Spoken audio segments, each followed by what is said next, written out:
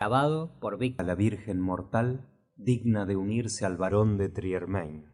Debe ser amable, constante, sensible, pura, piadosa y modesta, y de un genio suave y alegre a la vez. Debe ser afable, generosa y descendiente de la sangre más noble, amable como el primer rayo del sol que hiere las nubes de abril, constante como la paloma, sensible como los cantos del menestral, pura como el manantial de la caverna que jamás ha recibido en su seno los besos del día, piadosa como el canto nocturno del ermitaño, modesta como la Virgen que ama sin esperanza, dulce como la brisa que suspira y muere, pero alegre al mismo tiempo, como las ligeras hojas que revolotean al soplo de la brisa, afable como un monarca el día que ciñe la corona, generosa como las lluvias de la primavera que fertilizan los campos. Su sangre debe ser noble, como la que corría en las venas de un Plantagenet. Tal debe ser, en belleza, virtudes y linaje, la Virgen que ha de unirse al varón de Triermain.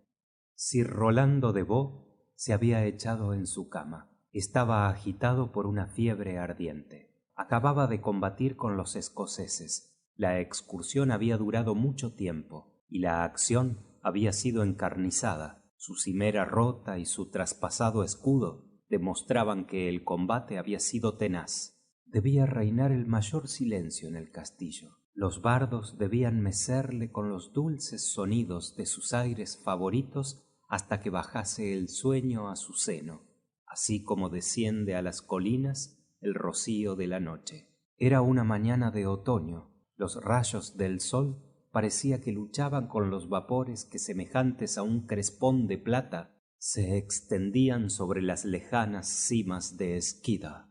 Las pintadas vidrieras de las salas de la vivienda de Triermain daban paso a una pálida luz cuando despertó el terrible varón. Despertó sobresaltado y llamando con voz fuerte a todos sus servidores dispersos en las salas y aposentos inmediatos. Les dijo: «Miserables, ¿quién de vosotros es el que acaba de sacar de su arpa esa cadencia tan dulce que podría decirse que era el llamamiento de un ángel? ¿Y a dónde ha ido esa Virgen, cuyas facciones eran tan hermosas y tan pura su mirada? Esa Virgen de andar gracioso, de formas angelicales, que llevaba una pluma de águila en su cabellera y que acaba de atravesar en este instante por este aposento». Ricardo de Bretteville, jefe de los menestreles del varón, le contestó: «Noble caballero, todo ha estado en silencio desde la medianoche, en cuya hora los dulces sonidos de nuestras arpas, semejantes al murmullo de un arroyuelo, os conciliaron el sueño. Si hubiera resonado en estos sitios una sola nota, la hubiera oído mi atento oído, aun cuando esa nota hubiera sido débil y tímida, como el suspiro medio sofocado de la Virgen pudorosa que cree se halla cerca de su amante». Felipe de Hathway, guerrero gigantesco, a quien estaba confiada la guarda de la puerta exterior del aposento, contestó a su vez: «Desde que se colocaron anoche los centinelas en sus puestos, ningún pie humano ha atravesado el umbral de vuestra puerta. Hubiera oído cualquier paso, por ligero que fuese, como el ruido de las hojas secas que caen en el suelo por la helada de la mañana sin que el viento las agite. Pues bien, ven acá, Enrique, paje mío, tú a quien yo salvé de las ruinas, en tanto que este sombrío castillo y sus torrecillas se convertían en columnas de fuego, iluminando hasta la cima de las montañas, en tanto que los gritos de muerte que salían de en medio de las llamas helaban el corazón de los más valientes guerreros. Fiel servidor, corre a ensillar el más ligero de mis corceles y galopa hasta la torre de Leif y saluda a aquel hombre sabio y poderoso de parte del varón de Triermain. Desciende de la raza de los druidas y de aquellos bardos celtas que cantaron las alabanzas de los Arturos y de los Pendragón. dotado de la ciencia de sus padres, sabe interpretar los caracteres antiguos grabados en las rocas de Belvelín. Conoce los signos y sellos mágicos. Puede, en fin, según los sueños misteriosos o el curso de los astros, pronosticar la desgracia o la felicidad. Me dirá si existe en la tierra esa virgen encantadora o si es una de esas creaciones aéreas que puede formar un sueño fantástico con los colores del arco iris o con la moribunda luz de Occidente. Porque juro que si esa virgen respira el aire de la vida, ninguna otra beldad reposará a mi lado, ni será esposa del barón de Triermain. El fiel paje monta en el veloz corcel. Bien pronto atraviesa vastas praderas, fértiles llanuras, y en vano quieren detener su carrera las ondas del Edón. Salva la tabla redonda de Peurith, famosa por las hazañas de la caballería. Deja atrás las enormes masas de piedra que habían amontonado el mágico poder de los druidas, y sigue los rodeos del camino de las alturas hasta que ve extenderse a sus pies el lago de Befo. Dirige su corcel por el camino que serpentea entre el lago y la colina, y por último distingue al viejo mágico sentado en un fragmento de roca que el rayo había desgajado de la montaña. Enrique echó pie a tierra, saludó a Laelf, le refirió la aventura de su señor e imploró su auxilio. El viejo quedó por largo tiempo sumido en la meditación y ocupado en reunir en su memoria los tesoros de lo pasado. Después, como si saliera de un profundo sueño, dio esta solemne respuesta: esa virgen debe su nacimiento a la tierra, y un mortal puede obtener su mano, aunque hayan pasado 500 años desde que vio la luz. Pero ¿hay en el norte algún caballero que se atreva por ella a dar cima a la peligrosa aventura del Valle de San Juan? Escucha, joven, la relación que voy a hacerte y grábala en tu memoria. No te asombres si nos trasladamos a los tiempos más remotos. Los bardos y los sabios se han transmitido esta historia misteriosa desde el siglo de Merlín. Relación de Laelf. Después de las fiestas de Pentecostés, el rey Arturo había dejado la alegre ciudad de Carlisle. Viajaba como caballero andante, y en torno suyo los rayos del sol sonreían a las montañas y a las llanuras. Sobre este solitario sendero se elevaba una cresta escarpada. Los lados de la montaña tenían antros espantosos, y los rayos del sol disipaban la negra oscuridad de estas cavernas, aunque ni uno solo llegaba a penetrar hasta la superficie del profundo lago que había en su interior. El aventurero monarca costeaba por esta majestuosa montaña.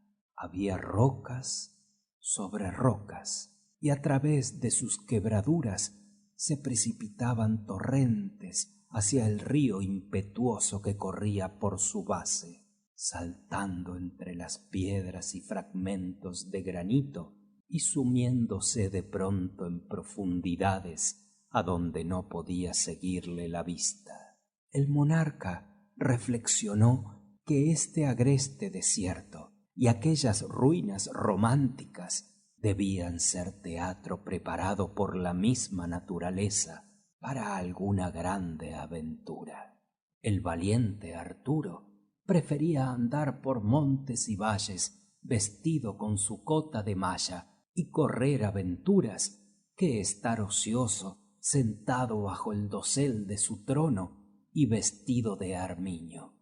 El ruido de la lanza de un enemigo rota en el choque con su coraza era más agradable a su oído que las lisonjas de sus cortesanos, y los golpes de su caliburna en el casco de un guerrero le eran más placenteros que las baladas que consagraban los bardos a su gloria. Le era más grato descansar a la sombra de los bosques o a orillas de un río que en su real estancia. Pero bien pronto se extendió la más negra sombra por aquellos valles. Las cimas de la montaña todavía estaban bañadas con los reflejos de oro y púrpura, pero las tristes rocas en su base y el sonoro torrente se confundían en las tinieblas. El monarca seguía penosamente su camino a lo largo de las selvas, pero se vio cortado el sendero oblicuamente por el estrecho valle de San Juan que se extiende hacia el oeste y que todavía iluminaban los últimos rayos del sol. Gozoso de encontrar esta benéfica claridad, detuvo el paso de su corcel, levantó su manopla resguardando los ojos deslumbrados por la luz horizontal y merced a esta visera contempló aquel valle. El sol reflejaba sobre su brillante armadura que alumbraba como la rojiza luz de un faro. El valle, rodeado de altas colinas, estaba silencioso y en calma. Se deslizaba por un lado un arroyuelo y en medio de él se elevaba una fortaleza coronada de torrecillas aéreas con una muralla llena de bastiones. Se hubiera dicho que algún gigante de los primeros siglos había levantado aquellos enormes baluartes para desafiar al abrigo de ellos el poder de Nemrod.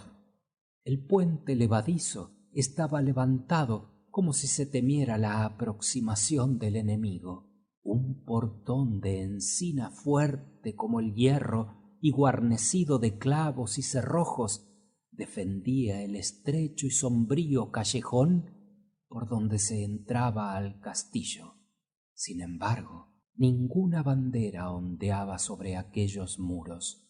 Sobre la galería no se veía ningún centinela. Cerca del puente no había ninguna avanzada, y detrás de la arcada gótica no se veían brillar ni arcos ni masas de armas. Arturo dio 3 veces la vuelta a aquellos viejos baluartes. No vio ningún ser viviente, ni percibió ningún sonido que revelase vida. Entonces echó pie a tierra y dejó a su corcel en libertad para que corriese por la pradera.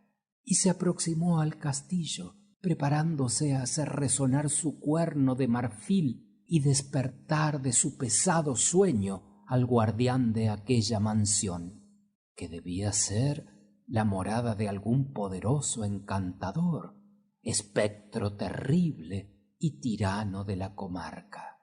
2 veces llegó a sus labios la embocadura de su cuerno de marfil y 2 veces la retiró.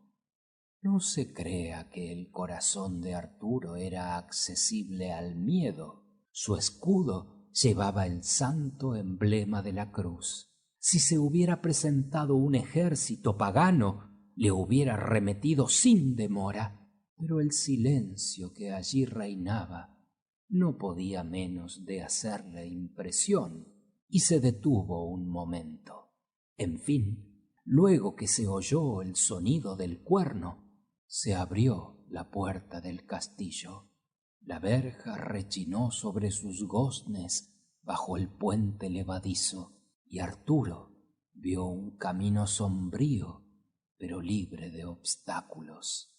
Sacó de la vaina la invencible Caliburna y siguió adelante con paso resuelto.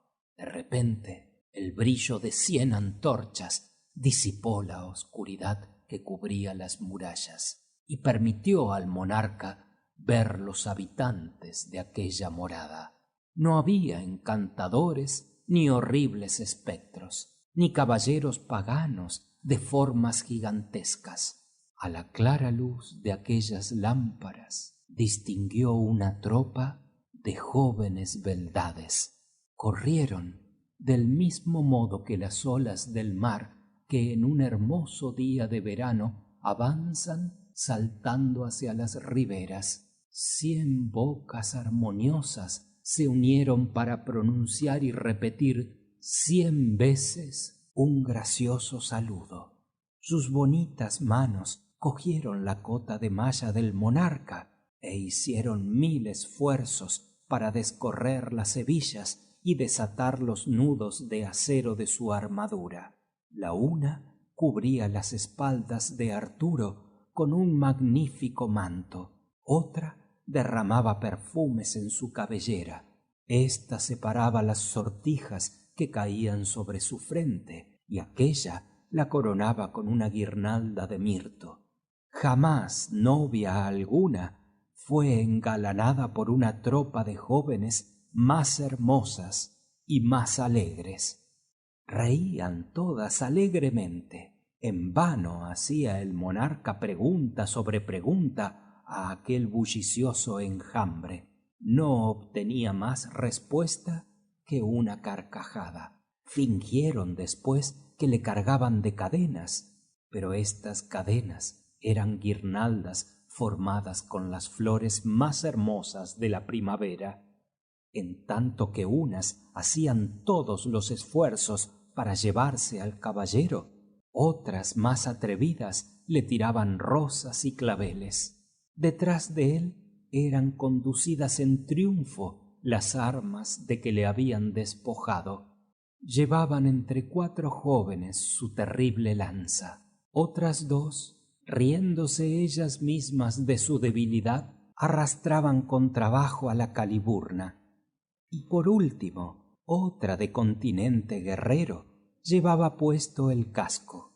Así marchaba este cortejo, en medio de bulliciosos clamores y cantos de triunfo. El real cautivo atravesó de este modo una ancha galería y un salón magnífico, y se detuvieron por último ante un soberbio pórtico. La de más edad, que tendría unos 20 años, levantó la mano con aire solemne y mandó que se recibiera con respetuoso silencio a la reina que iba a presentarse.